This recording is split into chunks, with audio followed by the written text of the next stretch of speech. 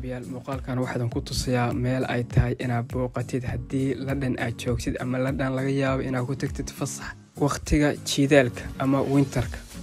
meeshan waxaa lagu qabtaa bandhig kaas oo ah mid aad iyo aad cajiib u ah. bandhigani waxaa la qabtaa san walba dhamaadkiisa November kala barkeeda ka bilaabanaya kuna eg ama wuxuu dhamaanayaa January 1. meeshan magaceeda saaxiibayaal waxa la yiraahdaa Hyde Park Winter Wonderland. sanad walba waxaa booqasho ku yimaada dad gaaraya 2 milyan iyo bar. meeshan saaxiibayaal marka aad gudaha u gashid waxaa la kulmaysaa waxyaabo fara badan oo kala gedisan oo ku soo jiidanaya.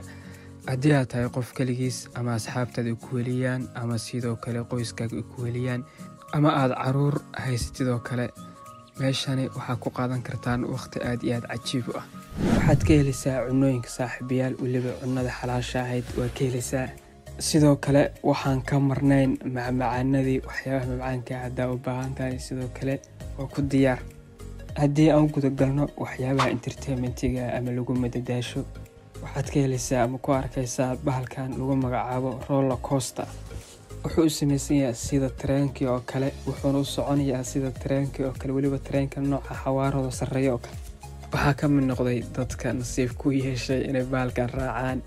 run ahaantii aad iyo aad buu argagax badan yahay, waxaana dareemaysaa cabsi xoog leh.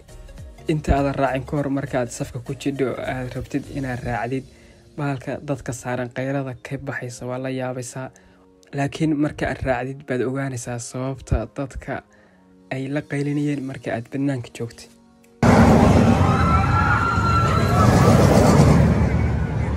qaylada dadka ka baxaysa way la aragteen baan filayaa.